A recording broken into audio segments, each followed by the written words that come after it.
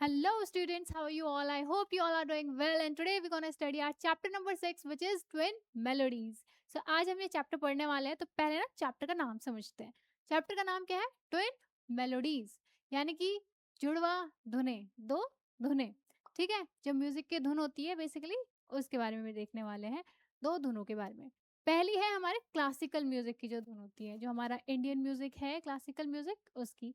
और सेकंड जो हमारा मॉडर्न म्यूजिक है उसकी धुनें.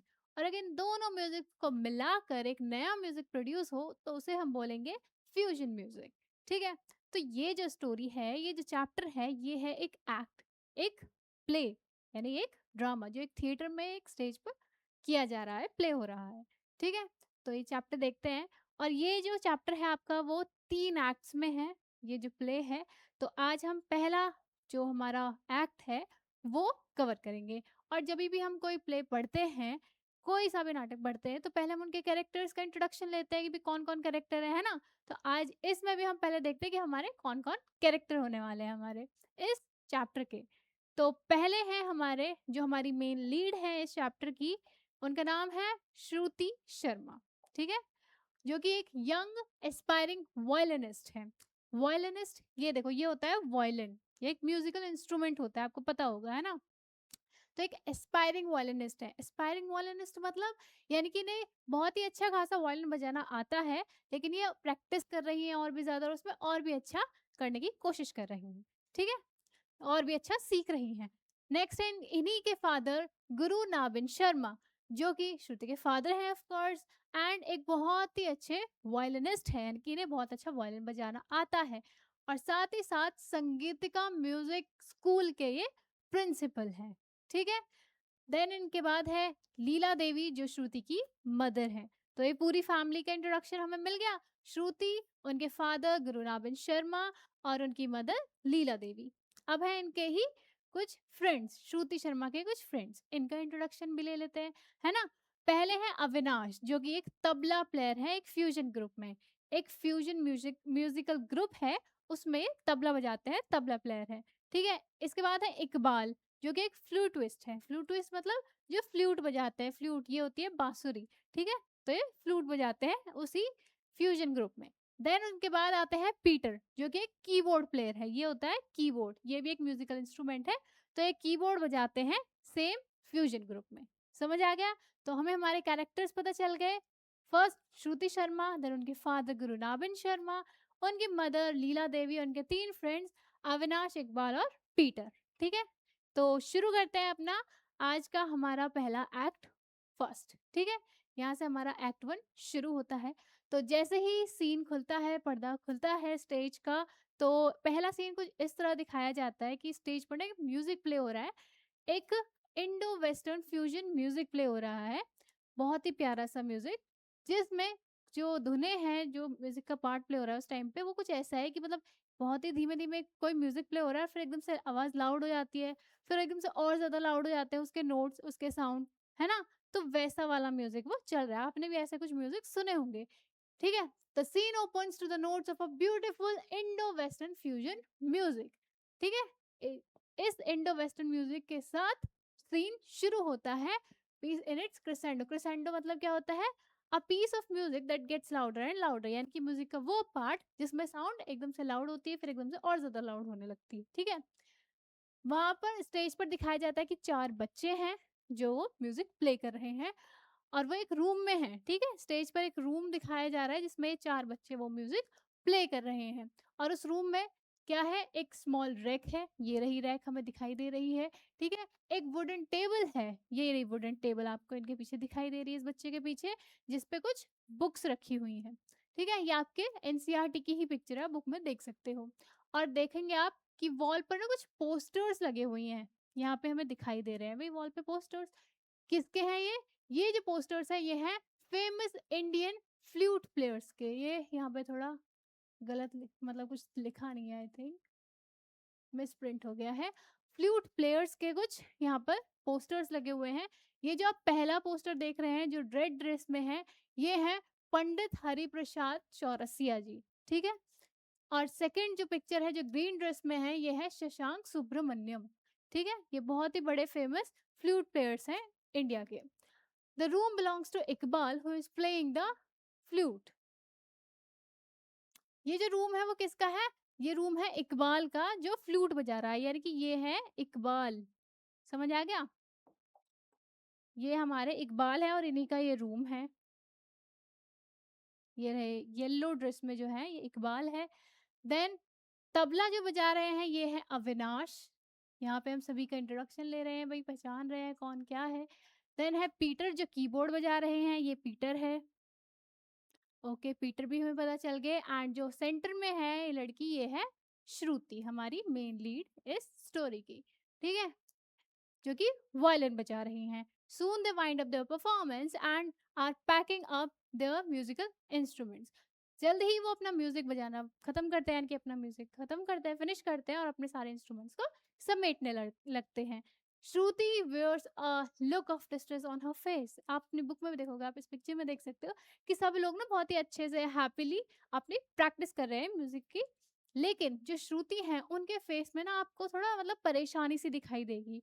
उनका जो लुक है वो थोड़ा डिस्ट्रेस्ड है ना? वो थोड़ी परेशान सी हैं, दुखी सी हैं। आप उनके फेशियल एक्सप्रेशन से भी वो चीज़ पता चल रही है।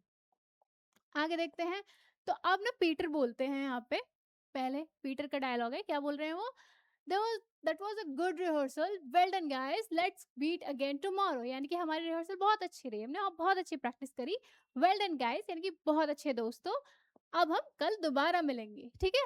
देन इकबाल बोलता है, वो न्यूज़पेपर उठाता है डेस्क से और बोलता है, वेट वेट, रुको रुको, before anyone goes, did you of did anyone of you guys read what they wrote about Shrudi's performance with her father yesterday in the Parbatpuri Daily Clarin? वो कहता है कि रुको रुको, जाने से पहले खबर सुनो। क्या तुम लोगों ने पढ़ा न्यूज़पेपर में जो खबर छपी है श्रुति के बारे में? क्या खबर है भाई?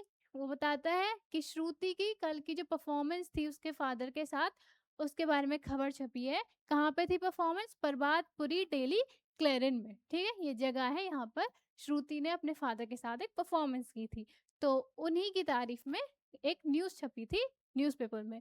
तो उसके बारे में इकबाल बता रहा है। तो बोलता है, वो न्यूज़ स्टार्ट करता है पढ़ना, ठीक है, सभी को सुना रहा है वो। हाँ हाँ, जैसे हम कोई भी स्पेशल अनाउंसमेंट कर रहे होते हैं तो ऐसे करते हैं ना, गला साफ करते हैं, हाँ हाँ, तो ऐसा कर रहा है वो इकबाल। ठीक है, हाँ हाँ, अब वो देखो क्या न्यूज़ है भाई। Melody runs in the veins of miss Shruti Sharma, daughter of the master violinist Nabin Sharma. क्या छपी है न्यूज़ कि जैसे हम डायलॉग्स में आपने सुना होगा मूवीज में कि रगों में क्या दौड़ता है, खून दौड़ता है ना, रगों में खून दौड़ता है, रगों में। ठीक है, तो यहाँ पे लिखा हुआ है कि मिस श्रुति शर्मा की रगों में क्या दौड़ता है? मेलोडी दौड़ती है, धुनें दौड़ती है, म्यूजिक दौड़ता है। ठीक है, जो कि डॉटर है मास्टर वायलिनिस्ट नाविन शर्मा की। ठीक है, उनके बारे में तारीफ छपी है। अब देखो आगे क्या है। अविनाश बोलता है, ओहो वाह Shruti, you are a sensation now, the least you can do is throw a party. वाह श्रुति, क्या बात है, तुम तो बहुत ज्यादा पॉपुलर हो गई हो, अब कम से कम तुम्हें पार्टी तो हमें देनी ही पड़ेगी। ठीक है, पीटर बोलता है, Shruti Sharma for the win sweating on the violin. अब एक राइम की वे में उसकी तारीफ करता है पीटर। क्या बोलता है? यानी कि श्रुति शर्मा ने जो हार्ड वर्क किया था वो रंग लाया और उसने बहुत ही अच्छा परफॉर्मेंस दिया, बहुत ही अमेजिंग परफॉर्म किया। ठीक है, लेकिन श्रुति को ना उनके कुछ समझ नहीं आता, वो सुन ही नहीं रही थी, उन पर ध्यान ही नहीं देती कि वो क्या बोल रहे हैं वो सारे, और अपने ही थॉट्स में, अपने ही ख्यालों में खोई हुई है वो। ठीक है, जो सारे लड़के उसके पास खड़े हैं, वो सारे दोस्त जो हैं, वो उसको डिस्ट्रैक्ट करने की कोशिश कर रहे हैं, यानी कि उसका जो उसके थॉट्स से उसे बाहर लाने की कोशिश कर रहे हैं कि कुछ रिस्पॉन्ड तो करें। तो वो देखते हैं कि भाई उससे तो कुछ फ़र्क ही नहीं पड़ रहा है, वो हमारी बातें सुन ही नहीं रही है। तो पीटर बोलता है उसे जगाने के लिए, उसे अवेक करने के लिए, उसको थॉट से बाहर लाने के लिए श्रुति, लेकिन उसे कुछ फ़र्क नहीं पड़ता।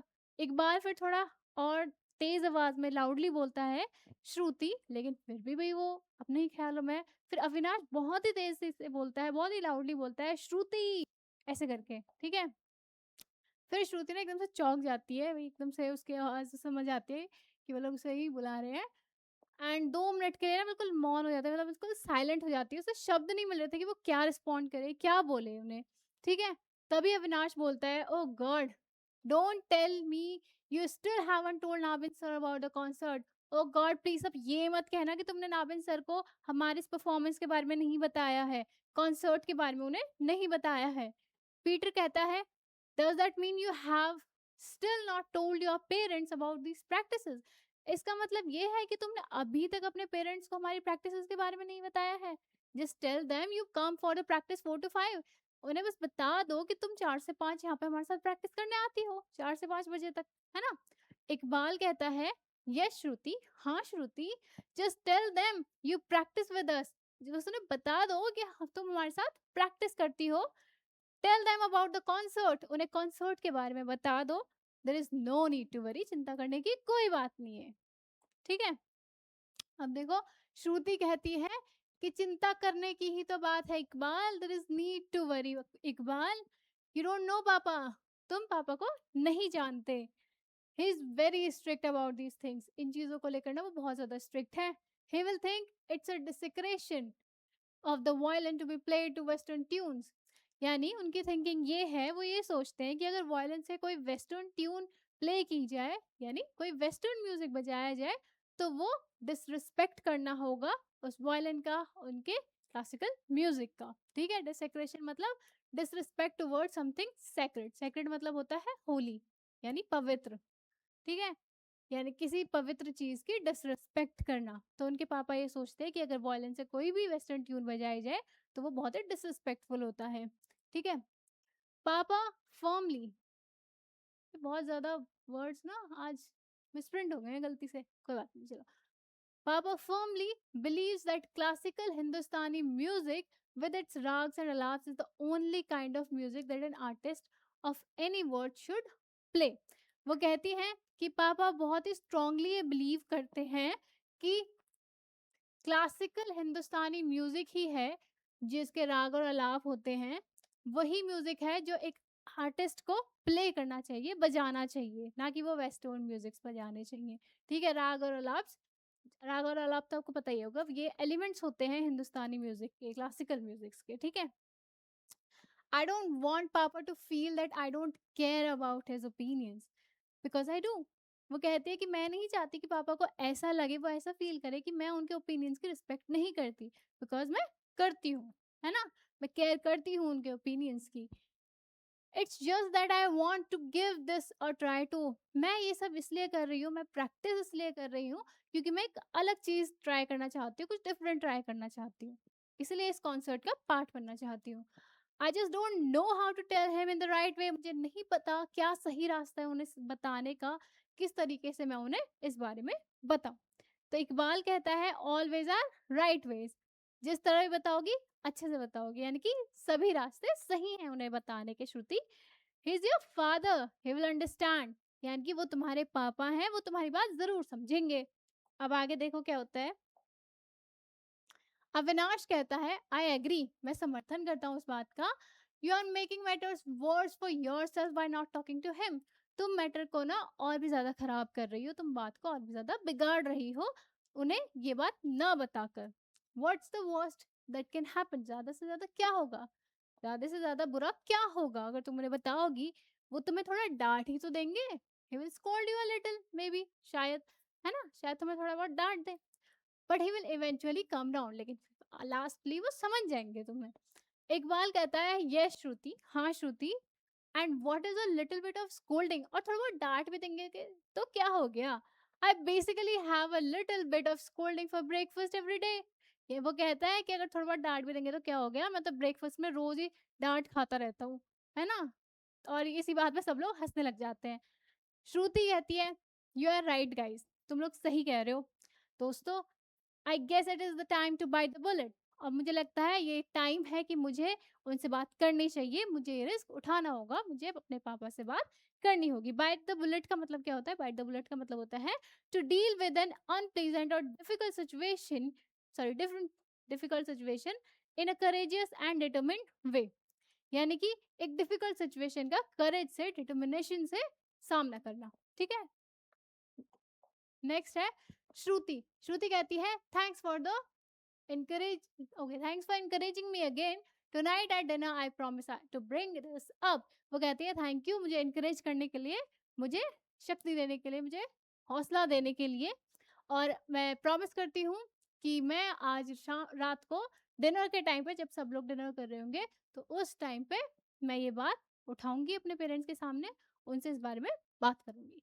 पीटर कहता है दैट्स द स्पिरिट, ये हुई ना बात, है ना? और यहीं पे हमारा जो पहला एक्ट है वो फिनिश हो जाता है, ठीक है? ये रही श्रुति, अब बिल्कुल ना वो डिटरमिन्ड हो गई कि अब तो मैं बात करके रहूँगी इस बारे में अपने पापा से। यहीं पे हमारा पहला एक्ट हो जाता है फिनिश। अगर आपको कोई भी डाउट रहता है यहाँ तक की स्टोरी में, तो you can ask me in the comment section. अब हम पढ़ेंगे नेक्स्ट वीडियो में हमारा एक्ट 2, ठीक है? सेकंड एक्ट पढ़ेंगे, जिसमें जो सीन होगा वो होगा श्रुति के घर का, उनके डाइनिंग एरिया का। और इसमें हम देखेंगे कि क्या श्रुति अपने पेरेंट्स से बात कर पाएगी इस बारे में या नहीं, और अगर करती है तो उसके फादर मानेंगे या नहीं। तो पूरी स्टोरी जानने के लिए सेकेंड पार्ट जरूर देखना। तो हम मिलेंगे in the next video. Till then keep studying, keep focusing on the study. Okay, bye bye.